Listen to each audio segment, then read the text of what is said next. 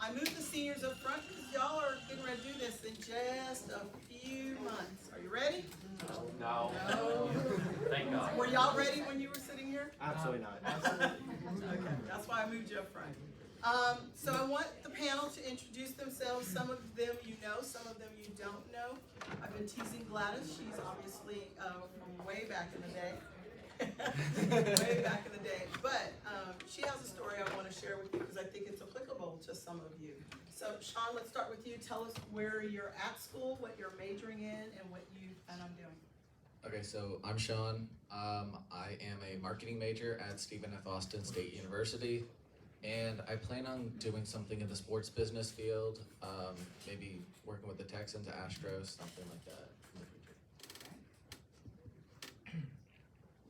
I'm Daniel. I'm at Team Houston. Get closer to it. Get closer to it. I'm Daniel. I'm at Team Houston State University, and I'm a criminal justice major, and I hope to work for the Office of Emergency Management, the Houston office. So. Hello everyone, I am Gladys. I graduated from Houston Christian University with the degree in psychology and a minor in business. And I plan to do my master's at Howard in social working. Hello, I am Jack Schrock. I have graduated Lone Star University with a degree in animation. I am currently trying to get into Sam Houston for the same program. Hi, I'm Katie. I am majoring in kinesiology with a concentration of exercise science and a minor in art. I go to Austin College, and it's not in Austin. And I'm on the pre-athletic training track. So Katie, we'll keep the mic. So why did you choose Austin College that's not in Austin? I chose it because it's a small D3 school. It's about 5 hours away, so it's like close, so I can come home some weekends, but not all of them. It's also like, it has a 15-to-1 ratio for classes, so you're not overly, it's very small. And you can also you're gonna meet, Still can't hear back there? You're gonna meet everyone on campus. Because once you see one face, you're gonna see them again, and you're just gonna make friends with them. The mic works, it's just the speakers.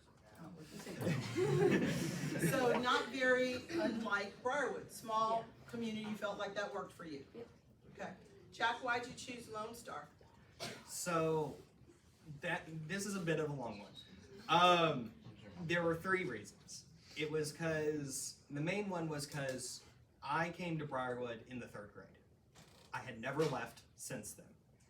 So when I was graduating, I was not very comfortable. I was not comfortable going to a 4-year college and like leaving home and stuff, because not only was I leaving Briarwood, which had become a second home, but leaving my parents as well. I wanted to stay home. Second reason, no college I asked would give me a straight answer whether or not they had an animation program, except for Lone Star. So that was a big reason I went to Lone Star. The third reason was it was really close to my house. Whenever I had a class off, it was like a 10-minute drive from my house, so I could always just come home after class, and then just go back to class like 10 minutes later. Okay. So that was the big reason. Okay. Gladys, you did not go to HCU initially, you went to Wharton. Tell us why you chose Wharton. Well, the reason why I chose Use the Wharton, mic and see if it'll work a little bit. can you hear me? Yes. Okay. So the reason why I chose Wharton was because while I was here, my GPA was not the best for me to go to a 4-year college, so my resort was to go to a 2-year college. Okay, and is Wharton close to your house? You were Sugarland, right? Yeah, it was about 15, 20 minutes. Okay. Sean? Daniel, I'm sorry. So the reason why I chose Sam Houston, it was about an hour, 15-minute drive from my house, so still close-ish enough, but it was still far enough away for that I wouldn't have to be cooped up at home, basically. more or less. But the second reason was that the criminal justice program, at the time, I wanted to do something law enforcement related. So that was kind of the big reason why I wanted to go there. And plus, I felt comfortable going there. I've been there several times prior. Kind of got that home vibe to me. So. And Sean? So I chose Stephen F. Austin because, well, a couple of reasons. My best friend Blake and we were both planning on going there. We wanted to move on to college together. Another reason is I wanted to get away, kinda, but stay in Texas. And another reason is my mother went to Stephen F. Austin, and we have other family members that went there. So that's where I knew I wanted to go. And it's a great school. It's big, but it's also not. The classrooms for me are pretty small. And I see a lot of people that I know around and people who I've had class with who I don't even know too. So that's why. Okay. So I hear small seems to be a theme, like you want to keep it smaller. Is that still good for you? Your juniors, seniors? Getting ready to go to Sam, which is a little bit bigger. Is small still working for you? You still feel like that's the best environment? I would say yes, very much so. So at Lone Star, that was actually very small classes. I did not have a single class that was more than 10 kids, which is micro for a lot of colleges around the country. So yes, I would say that was a very, very good environment for me. Daniel, tell me, but at Sam, criminal justice is the number one major there, so. Criminal justice is I think it is the number one major at Sam. Classes are much bigger, maybe like your junior core classes. It's basic like auditorium size, probably like this many people in there, I would say, more or less. But like once you get down towards like the smaller and smaller key things of what you want to do, it gets a lot smaller and smaller and smaller. I'm also minoring in Homeland Security, and the classes in that are probably like 10, 15 people in there. So it just depends on what your major is. So at Sam. Tell me about learning support. Gladys, let's go to you. What kind of learning support did you get at Wharton initially? Okay, it's hot. Okay, I'll get one. Go for it. So what I did was when I went to Wharton first, I wanted to do get disability in terms of like being one-on-one with the professor or try and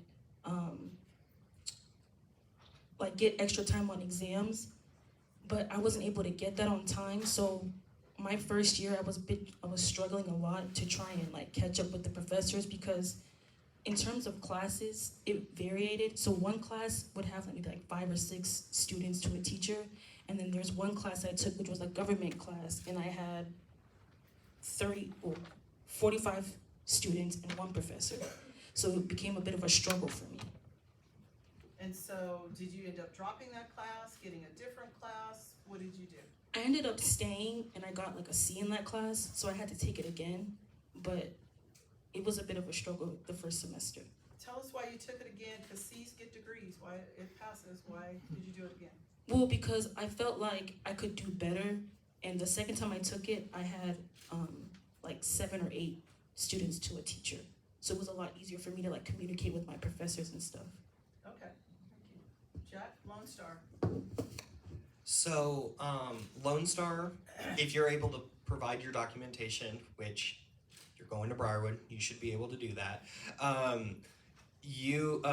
They provide everything you need in terms of what they have to. So when I applied for my LD support, I ended up getting an extra hour on tests, which most tests were usually 2 hours by default. I got 3 hours. I got a note taker for every class that I requested of them, which meant that I had a person that would usually sit in the very back, and they would just write down everything the teacher said, so that I could just focus on the lecture, and then they would email me their notes. that was mostly what I got because that's what I needed. In terms of understanding the curriculum, I was able to do that very easily because, again, the classes were really small. So anything I didn't understand, I could just go up to the professor and say, what do you mean by that? Or like, what are you saying here? And that got me to have like very good relationships with my professors. So any struggles I had, I was able to fix pretty easily. Katie? So one time I had to go to the accommodation center because I needed more accommodations.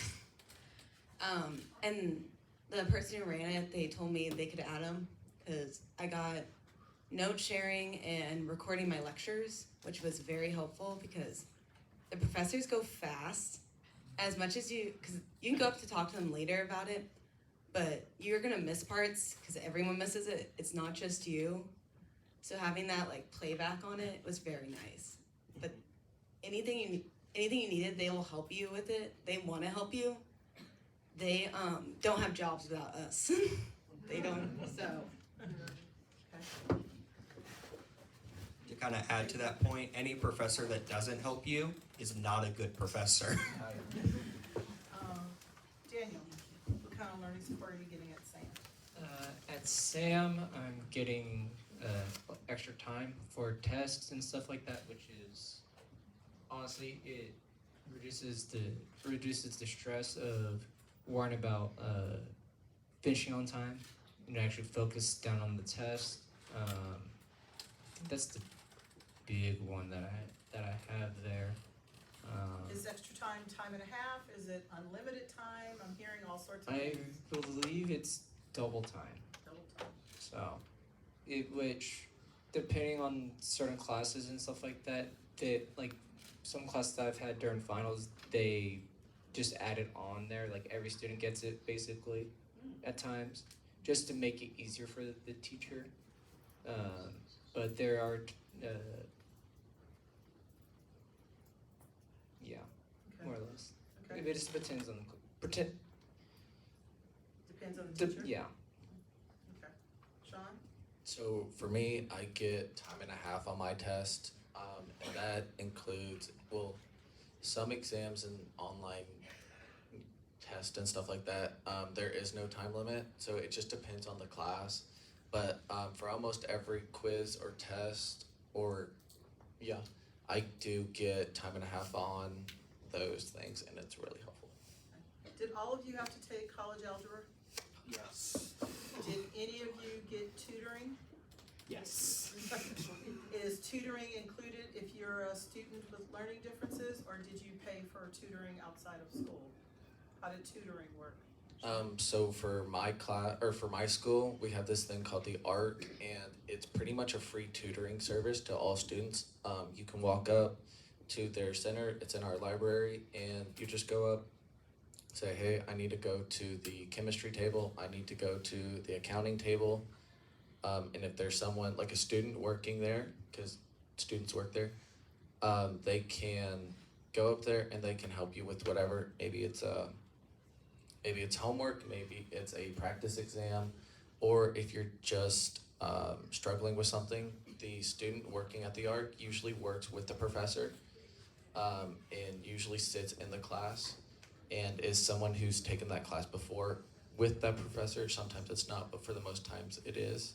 So they know how the professor runs things, and they have their old notes, and the people at the ARC are very helpful. So that's the kind of tutoring service we have. And you said it's free. Yes. Okay. Katie and Jeff? So, if Lone Star has a tutoring service, I did not use it, and I was not aware of it at the time.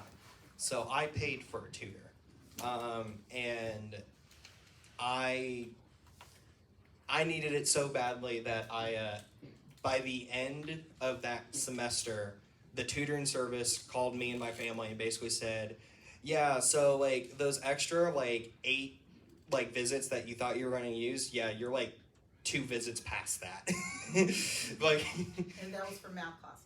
yes, that was specifically for algebra. That was the only class I actually needed a tutor for because I'm really bad at math. Katie? So we have a free tutoring center. There's students that run it. They've done those classes. They have been recommended by those professors. It's free to all. You can just make an appointment for them. And trust me, they've been there. They know how it feels to be stressing over chemistry or math or English, all of it. I'm glad you brought up English. How much writing are you doing? A lot. What's a lot? Each class has an essay basically. And how many pages are you writing? It depends on the professor. Usually a 2-page is kind of the minimum. Minimum? That's double space and times 0 min. Okay. And are you using MLA? Mixture of MLA and APA. Gladys, how much writing were you doing at Wharton, and how much writing did you do once you got to HCU? At Wharton, I did a lot of writing. The highest page I did was like 4 pages at Wharton. When I got to HCU, that was a different story. One class, it was my final semester, and I was taking a business class, and we were supposed to do like a project. And so I was volunteering at an animal shelter, and then when I finished, I was supposed to write a paper about it. In my mind, I thought it was like maybe 2-3 pages. The curriculum asked for 12 pages. I was like, okay, let's get started then. But the highest page I wrote was 12. 12. And MLA, APA? At Warren, it was more so MLA. At HCU was APA. Okay. But in the psychology program, it's APA. Daniel, is criminal justice, is there papers? There are papers at criminal justice. APA, MLA? Depends on the professor. Okay, so it could be either. It's either or. For the most part, in the criminal justice side of things, it's, I want to say around 5 pages is The norm. the norm. It's not that bad, honestly, for it. So. Okay. And for me, it depends on the class. The ones I'm taking, they're anywhere from maybe bare minimum 2 pages for a small little writing assignment, and then most is maybe 5 or 6 pages.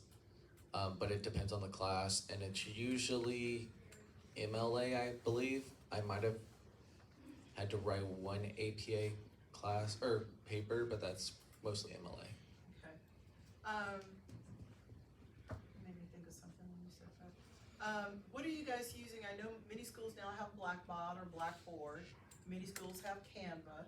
What are you using to keep up with assignments and stay on top of things? What is the binder system for you now that you're in college?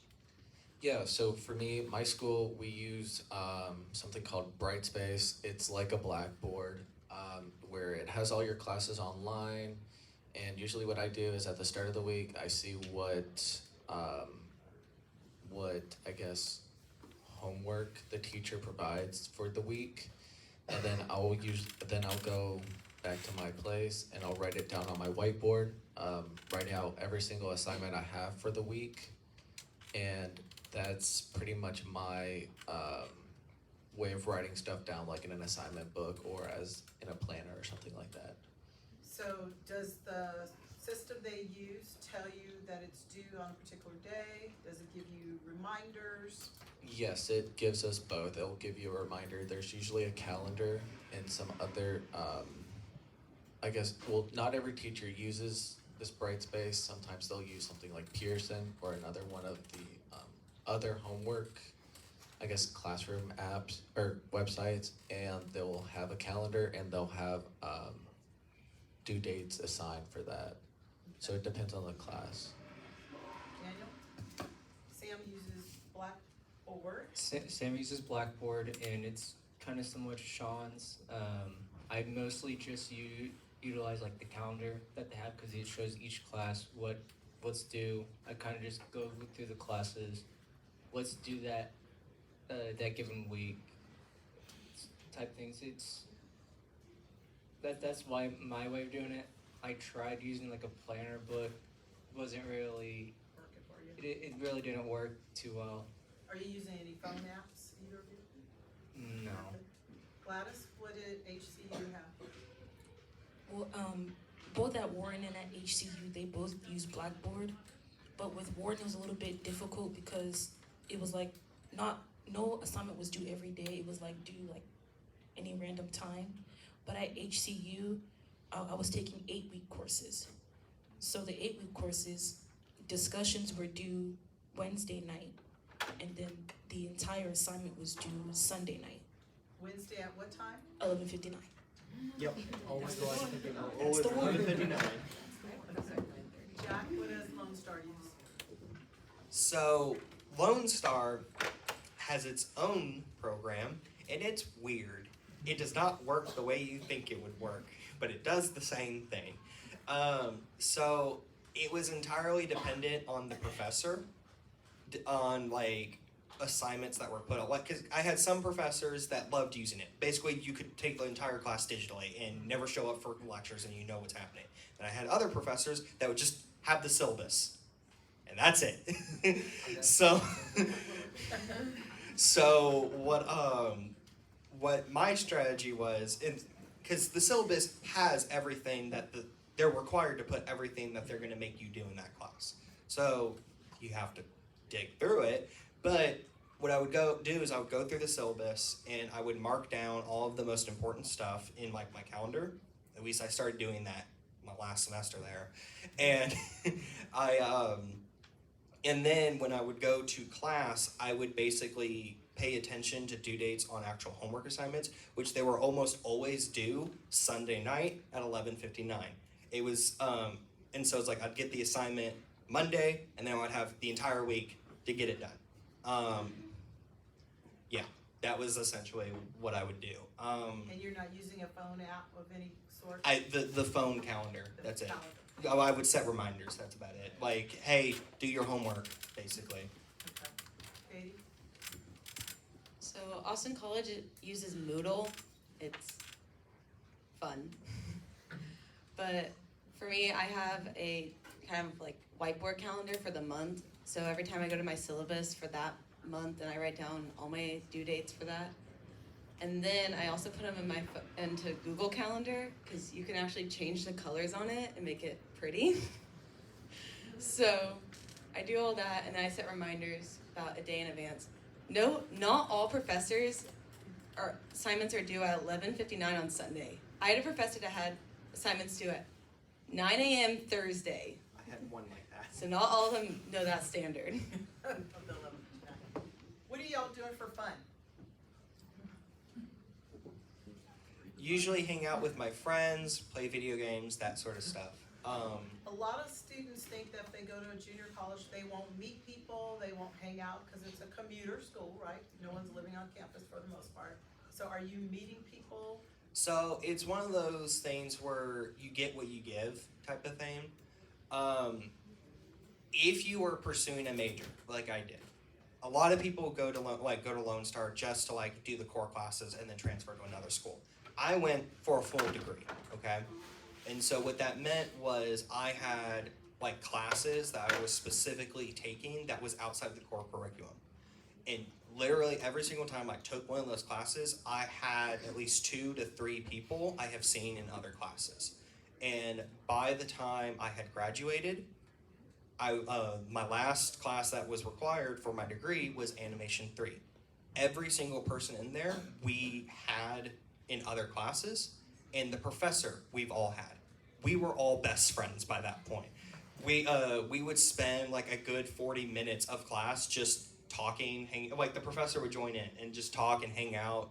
We would still be doing our work, but like we would like literally like just like I had a friend sitting behind me in that class, and he would do something, and then he would turn his computer around and he just asked me to like review his work. And we hung out a bunch and stuff. So it was one of those, you give what you get, or you get what you give. You know, we interacted a lot, we were friends, so we stayed friends. Can I interrupt you real quick? I want to pick some. You and Blake went to SFA together. Yes. Are y'all still living together? Yes, we are. Did you pledge a fraternity? Yes, I did. So I'm skipping it for a minute, Jack. Sean, tell me a little bit about fraternity life and what you're doing. Okay, so with Greek life, it's very fun. But first, I do meet a lot of people, and the good thing about that is I have an idea of what people are doing outside on the weekends, where they're going out, which places are popular on which days, and I can plan that accordingly to if I am going out that week or that night, or if I'm just staying in. Okay. Sean? Yes. I'm not Sean. Daniel, tell me about Sam. Huntsville is now college town.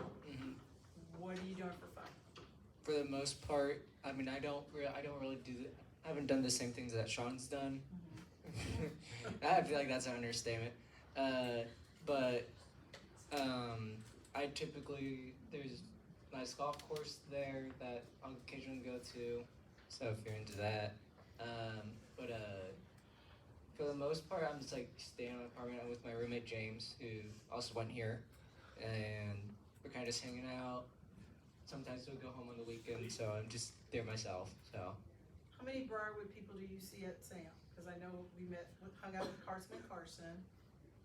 there's that. I think Jenna's also there. Jenna Baird? Yeah. Okay. Oh, that's where she. I was shocked when I saw that. There's Walker that's there. Walker Weiss. Yeah. Molly Fader. Molly, okay.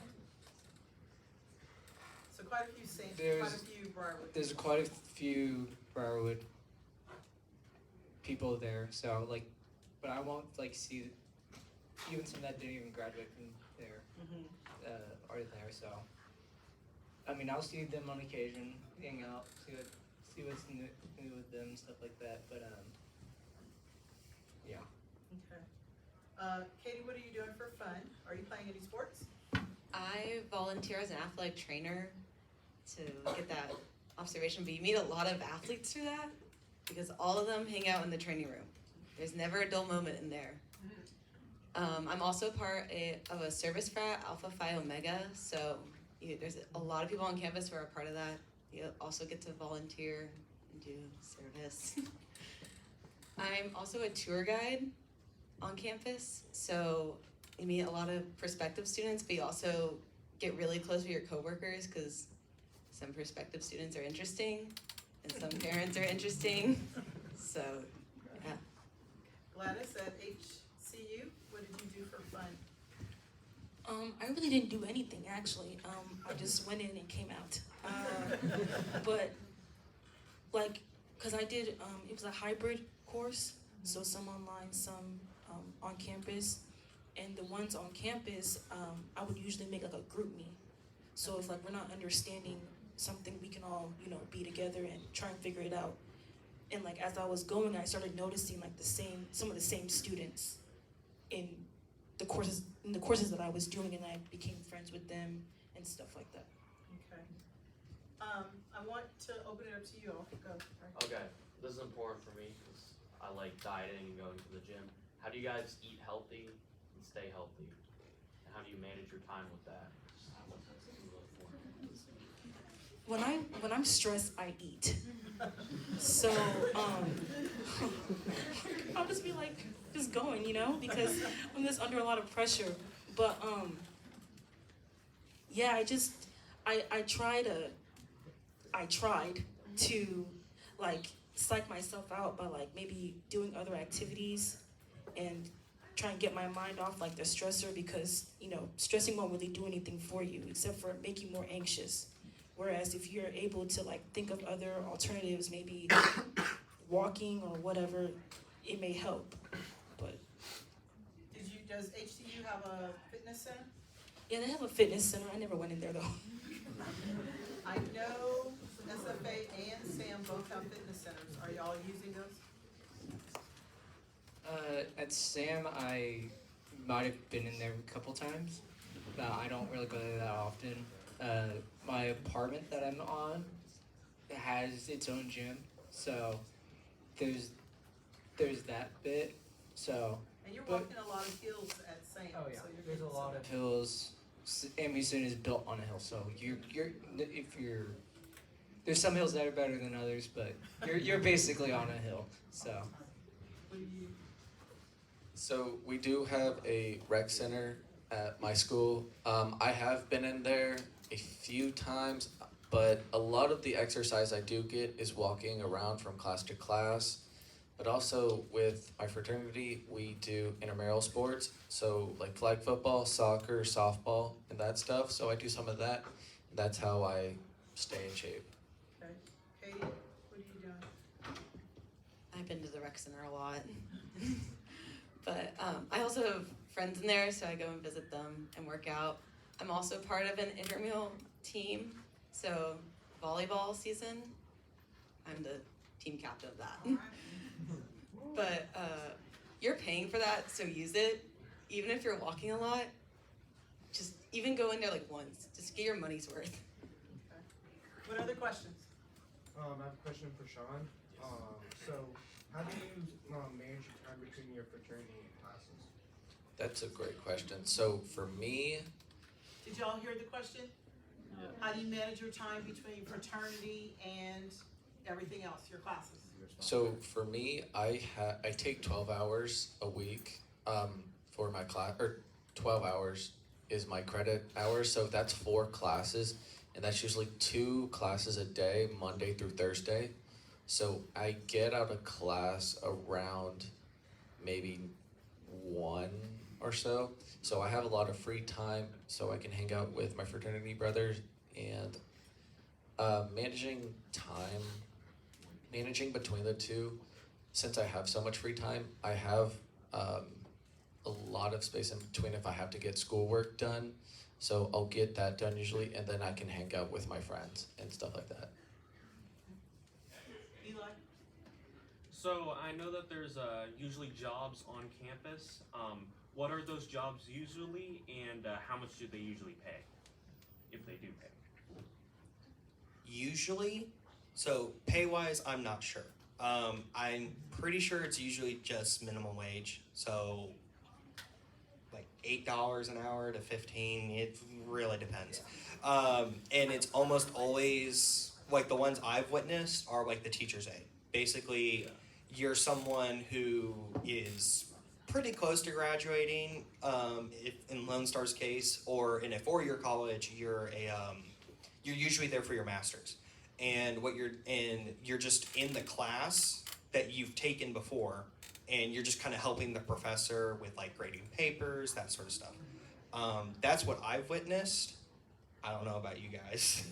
I know for me, there are a lot of people work in some of the restaurants that are on campus, but another way people do get paid is through the ARC. That's the tutoring service, and people that I know that work there do get paid a little bit. It's nothing a whole lot. But then people I know also work for the tour guide program, and they also get paid to give people tours.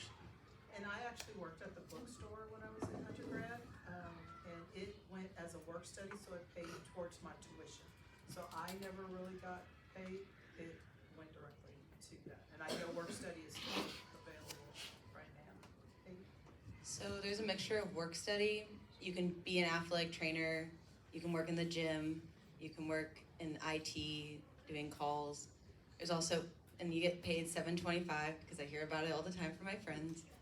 But if you we have internships, so a marketing internship, tour guides and internships, you get paid a little more than that since it's more of an internship than the work study. But for us, we have many different jobs, TAs. You can work in our CAF, in the coffee shop, so. What other teachers, do you all have any questions? Where's Orland? Oh. Gore? I think it would be good, like, Gladys you probably stayed at home. Jack, you probably stayed at home. So, the kids need to understand that, like, when you're talking about with Gladys working out, Gladys went to school and then Gladys went back home. So she wasn't on campus, so you'll have those opportunities when you guys are on campus to do you can do it if you live at home, but I'm just saying, for those that live like in Houston, you don't wanna be hanging around when traffic's getting ready to kick in and things like that, so You know, there's a big difference between living on campus, living in an apartment, and living at home while going to school. So, Definitely food wise, there's a big difference. Who's living in an apartment right now? Both of you are? You living in the dorms? Yep. And how did you pick your roommate? My freshman year roommate and I did not work out, and that is okay. We were very different people. The Myers-Briggs did not help us. But, so I met my roommate literally the day we moved in, and we're roommates now. She has a cat. It's the best thing ever. But we also have communal bathrooms. Do y'all know what the communal bathrooms are? Everyone does. Everyone uses it, so it may be down the hall, so it may be your whole floor is using that bathroom. Most dorms are getting away from that, they're going into having just 2 or 4 people, but that's what I had. As a freshman, you have to start from the bottom. You're a freshman, you're a fish. You're starting from the bottom. I don't care if you get nice housing. You will deal with the communal bathrooms and like it, okay? That's it. That's it. Okay. Right? So, I know some people in my grade are doing this, and I probably am. Have any of you taken, I know for me, I hate English with a passion. And I'm thinking of taking it out at a JUCO college and then taking it and transferring. Did any of you transfer credits into your main university, and how did that go? So at my school, they require you to take a language, which is Spanish or Japanese, German or Latin. I don't like any of those. So I decided, asking the language department if I could take sign language at Lone Star and transfer it in, and they accepted that. So so we have a little weird credit system. We have a 4-hour credit system, so you get 16 hours out of a semester, or 16 hours total. So you kind of have to find that soft spot, because most colleges take 3. Also, we don't require you to take a language, or not a language, an English class. You just have to find a humanities class. So look for that. How many of you have to have a language class? So Oh, no, not language. you did not need it? I'm doing Bachelor of Science, so I don't need like Spanish or anything like that. For your major? It's more like it's our core thing. Okay. Gladys, did you need a foreign language? You did not, and you didn't need it to get into SFA? No, I needed it To get in? but I don't need one for my. For your major? And Jack, does animation require a Not a foreign foreign, not a foreign language, no. language? Okay, does it require it at SAM? Not that I know of, actually. It's not on my docket that my academic advisor gave me. I've been, some of the admissions things that I've been on webinars, ASL is qualified as a foreign language, so for those of you, especially you sophomores, you may not have started a foreign language, you can think about ASL, which, yes, we want to get an ASL teacher, we've tried, but there are programs out there that you can take ASL. We've had, I'll tell you about that later. We've had students to go into SAM and SFA in the past. They did need it to get in, a foreign language to get in. One student comes to mind, I don't know if he's still at SAM. He has dyslexia severely. He got to waive having a foreign language to get in, but he's an engineering major. He needed the foreign language to get out. So you really have to do your research to see if you need it both ways. Most public colleges, which SAM and SFA are public colleges, you need a foreign language to get in. But then you need to look to see if your major requires you to have a foreign language to get out.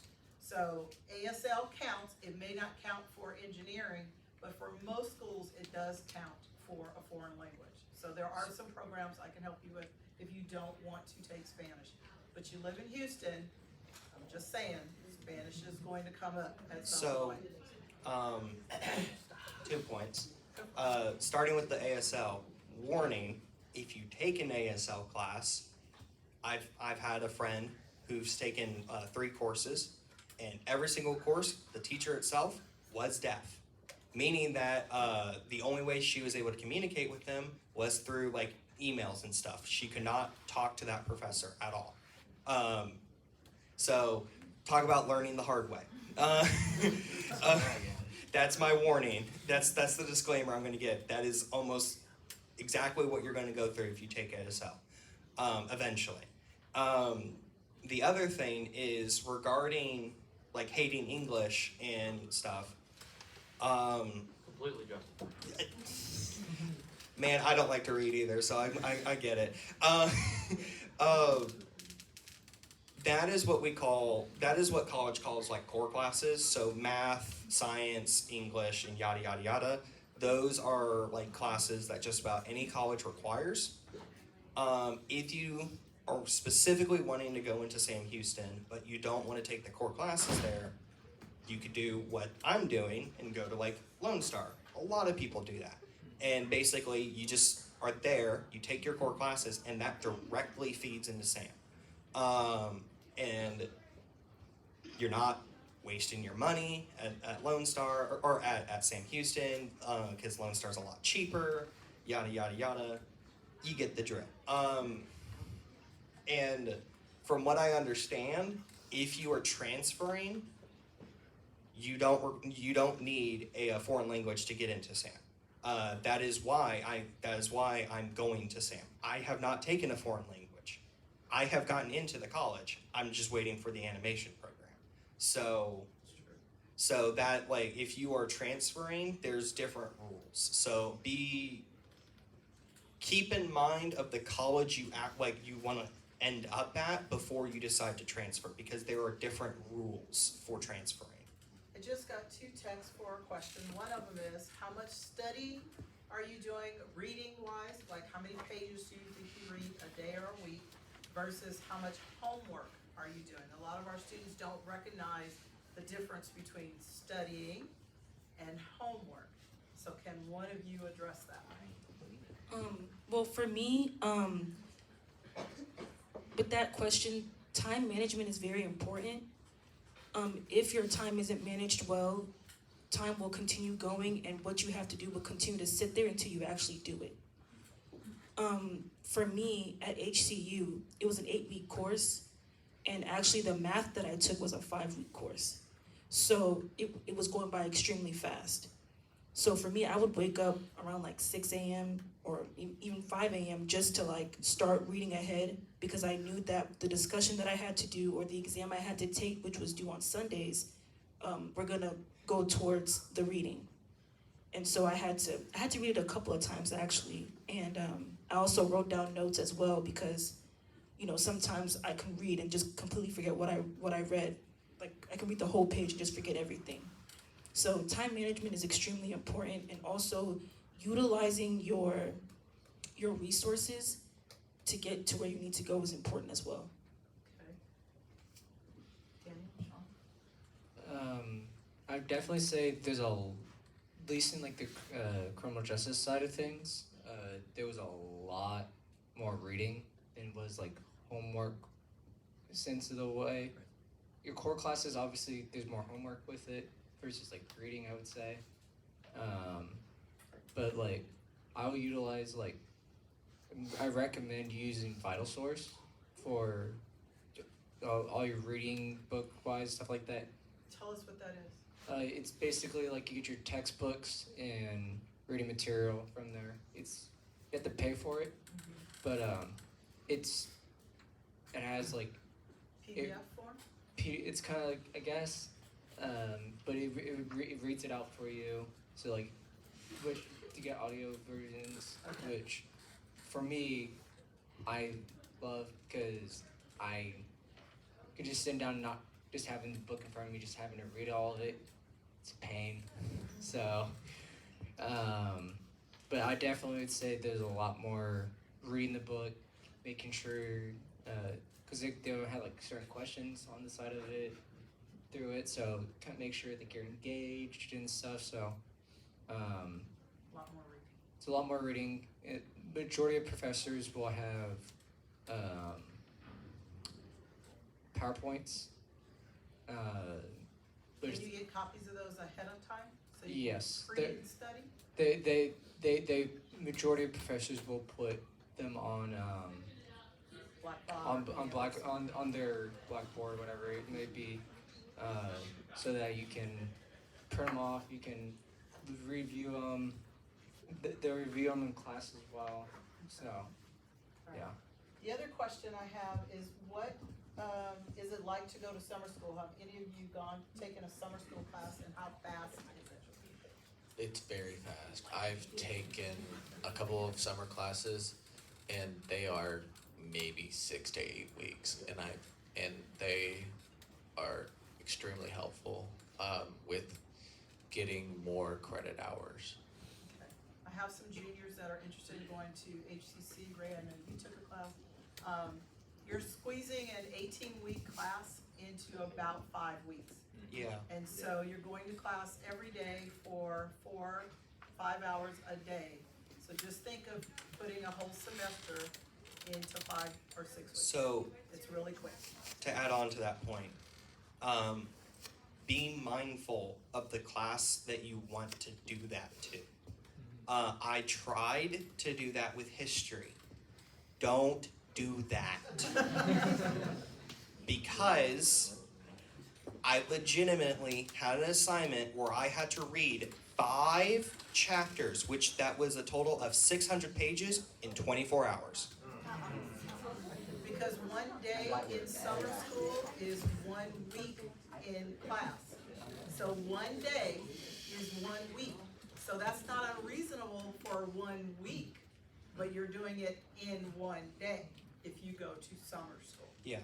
And then on top of that assignment, I had to write a paper on each chapter due at the end of the week. So be mindful of the classes that if you want to do a summer school, be mindful of that. So would you suggest art, music? Yes. I would more suggest like math, because math is not a lot of.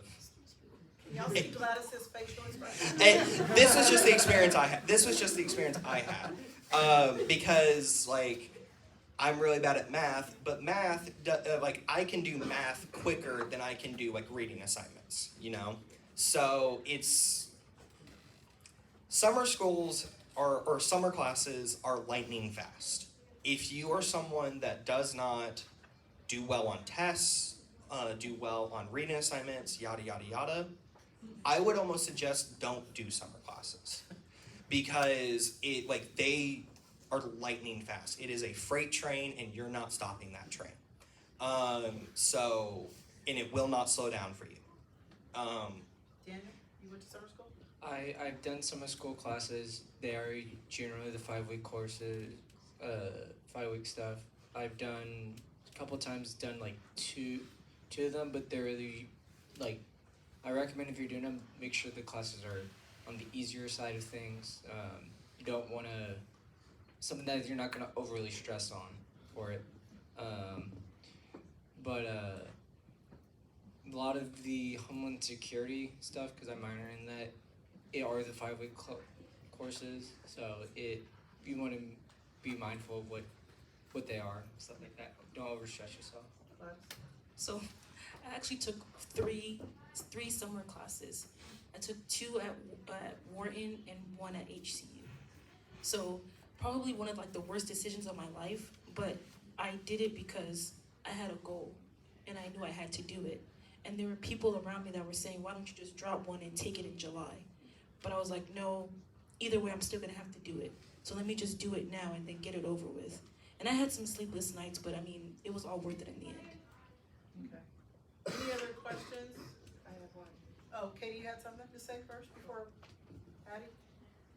I took anatomy and physiology online over the summer. It was the best thing I ever did. It was to avoid an 8 a.m.s. And the professor does not have PowerPoints at Austin College. He's very old. He likes to draw out the muscles. He's not old, he's old school.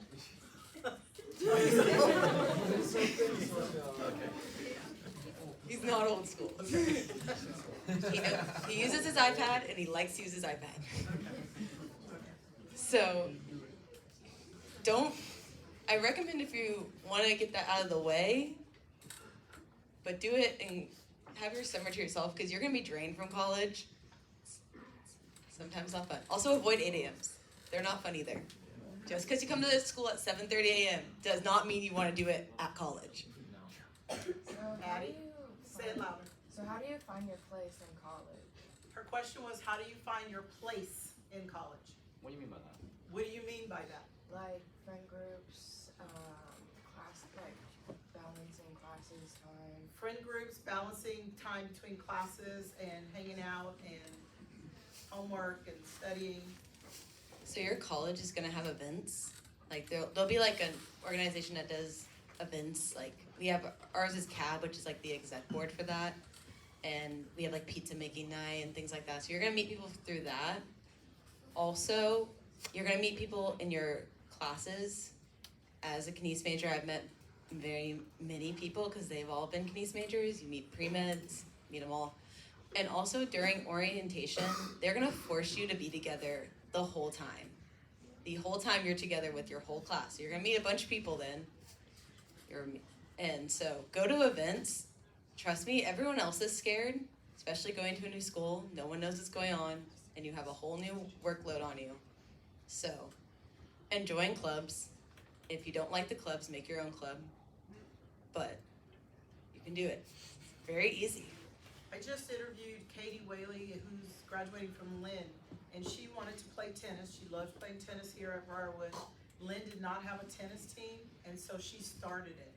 And when I was taking the tour, the guy didn't know that I knew Katie, and he said, yeah, some girl just created a tennis team, and now it's like a big deal.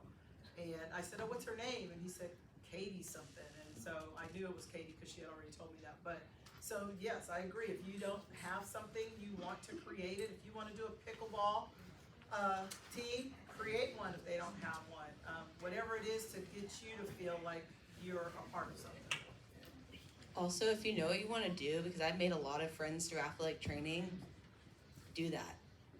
Also, it's not binding, but you can want to be in biology TA, be a biology TA, and have fun with it. 'Cause you're going to meet a lot of people during that too. And so for me, especially, there was a student assistant or teacher assistant for me who, when I was a freshman, I was very shy when I was a freshman, so I didn't meet a lot of people. And there was someone, he was a student assistant or a teacher assistant, and we kind of became friends, and he got me into the idea of joining Greek life and getting me involved. And after I joined, it opened up many opportunities for me. So now, along with Greek life, I'm part of my marketing club, and that just teaches me different ways to become better at my major. And then also, I am part of, it's called Driving Jacks on my campus, and it's a nonprofit ride share organization, which opened up a lot of opportunities for me. And since I met a lot of people, that gave me the opportunity to be recruitment chair for that organization. So get involved on campus, even though you may be shy and you might not have a place. A lot of freshmen and sophomores are like that too. They're very shy. They don't know what to do. So get involved. Don't be scared. You'll be fine. You'll meet a lot of new people. Can I ask a question of each of you? We need to wrap up. If you had to give them advice, what would you say your opinion was that they need to be working on right now to get them ready for what's coming next? Either, all of you. My advice, don't rush yourself. Don't push yourself. Going to the question of finding your place, knowing what you want to do. I have a little story. I have a very close friend of mine who went to Texas Tech, and she had no idea what she was going to do. She went all the way up to her second year in that school, not with no major. And they literally told her, if you don't have a major, you're gonna have to leave. And she was crying, she had no idea what to do. And I asked her, what do you like? And she told me, well, I like studying people. I like people, blah, blah, blah. And so she kept thinking, oh, anthropology or this or that. And finally I said, why don't you try psychology? If you hate it, you hate it, whatever. She now has graduated highest honors in psychology. it doesn't matter if you go to a college and you have no idea what you're doing. What matters is college is all about figuring yourself out. You know, high school is the place where you're constantly being told, go here, do this assignment, go here, do this assignment, go home, okay? College is, you figure it out. That's your job now. So don't rush yourself. If you don't have to take 15 hours, don't take 15 hours. If you want to join a club, join a club. If you don't want to join a club, don't join a club. Like, it really is that simple. Your only real task is making sure you're getting your assignments turned in. And then everything else, you'll figure it out. So don't feel the pressure of having everything figured out right now. Don't do that. Because that's exactly what I felt. And it almost broke me. Okay. That's my advice. Katie, what's your advice to them right now? You don't know. You don't need to know what you need to do right now. It's okay. You can take the first 2 years to figure it out. Because I'm telling you right now, I knew what I wanted to do, but I changed my major like 10 times freshman year. I knew I wanted something in athletics. I didn't know where in athletics. But you don't need to know that. There are still sophomores at my school that don't know. They like a lot of things. And the beauty of Austin College is that you can minor. So I like art. I want to do something in photography. I have my minor. But also, again, don't rush yourself. You don't need to graduate in 3 years. There are people who do that, and they are stressed. They're piling so much on. They cry a lot. Also, it's okay to cry. Yes. It's okay to cry. It is manly to cry. Yes. And everyone else, also, you're not the only one struggling in the class. Everyone else in the class is struggling with you. They may look like they're not. They are. Those bio majors that look perfect, they're crying inside. Pre-meds are not perfect either. And that's why people drop that pre. Gladys, it took you a while. What's your advice to them right now here at Briarwood? What can they be working on? What's your final words to them? I would say follow your heart. When I was here, when I was a senior, and I even told Miss White this, and a couple like Coach Gore or Mr. Wiener, some of them knew that, and Miss Smith, some of them knew that I wanted to be a nurse. And nursing is what I wanted to do from the beginning. And I was like, Nurse Gladys, okay, I see this now. I see my future. But then I started realizing like the prerequisites, microbiology, biology, chemistry, just a bunch of sciences that I was kind of scared of, but I was determined to do it. But then as time went on, I was like, basically failing the sciences and not getting to where I needed to be, and I didn't want to waste my time at a junior college. So during Christmas break, I went to work at a clinic. It's called Blue Sprig, and it's with children that have autism. And I was like really enjoying myself and stuff, and I spoke to the director and I asked him like, what does it take to do this kind of work? And he said, you can either get a degree in psychology or you can get a degree in like behavioral health. So in my mind, I thought that psychology wasn't really like a course that was strong, if that makes sense. Like you couldn't really do much in it. But then I did my research, and you can do so much in psychology. You can do a lot more with the master's, and you can do even more with the PhD. But I knew that, okay, a degree in psychology has some weight to it. So when I went back to Wharton for the next semester, I changed my major completely to psychology, and I've been enjoying it ever since. Definitely would agree with Jack's points on everything that for the most part what he said, but I would definitely say, yes, it is okay to cry during it. I remember my first semester freshman year, that first night that I was on my own, I cried. Like, it was the first time that I was living on my own. I was like overly whelmed, like not sure like where everything is, what would it get done. But as time grew on, like semesters went by, you get comfortable with everything, and get a feel of, okay, this is, I guess, how college is going type thing. That's the way that I learned it as. I guess if that makes sense. So don't be nervous. Don't get nervous. Don't threat. Manage the amount of classes you have. Do not overpower like 15 hours if you don't have to. At one point in time, I was thinking that I was gonna graduate December of this year, but now that I know about my internship that I want to do for Houston Office of Emergency Management, I can do that during the summer, and I'll get the rest of my hours. So I'll graduate in August. So it, obviously, take your time. Once you get like your junior, I recommend once you get your junior year. I know that's feels years from now. It's really not. It goes by fast. Seniors, I feel like you feel that. But I talked to your internship professor. Sam Houston has their internship professors. Talk to them. They'll work basically with you. You'll figure yourself what you want to do when you actually talk with them and stuff like that, because you know what your heart, what you want to do.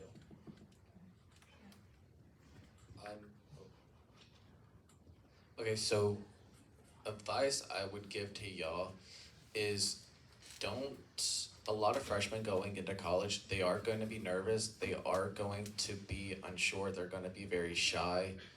Best thing I could say though is just don't try to, I guess, meet as a lot of people as you can as a freshman. Because for me, when I was a freshman, I was very quiet. I was very quiet. I did not meet a lot of people. I was very just kind of by myself. The only really friend I had was Blake, and so just try not to. And then a couple other things of advice. I would say don't be afraid to talk to your professors. If you have your accommodations and you do go through your school's testing center, don't be afraid to, after first day of class, go up to your teacher, introduce yourself to them, let them know.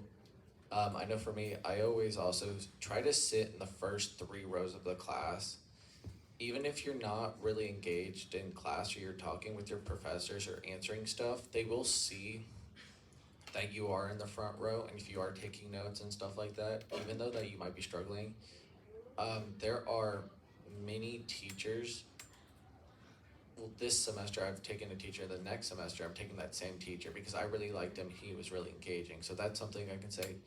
Last piece of advice I can say though is don't be afraid to get involved, no matter what that is. You might be scared, but a lot of freshmen just don't get involved on campus. You might not figure out what major you are, but there's always clubs and other orgs that if you have an interest in, there's always something that you can get involved in no matter what. So that's my piece of advice. Can we give them a hand? Thanks, you guys.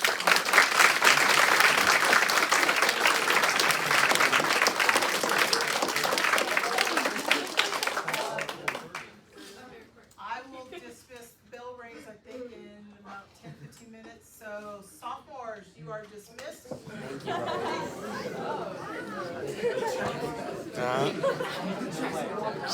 Oh, God. I know, I wish I said that. All right, seniors, it's okay to drop a class. It's better than failing and just dropping. No one's gonna judge you. If you have a professor you don't like, drop the class. Juniors, It's okay to not vibe with the professor. You're not doing good. Go back. Save yourself that. Go away. Save your crying. Don't. This is life-saving advice right here. I thought you were a senior. Seniors, I don't know if you heard that. Joe, don't push. Joe, watch it. There's a pole there.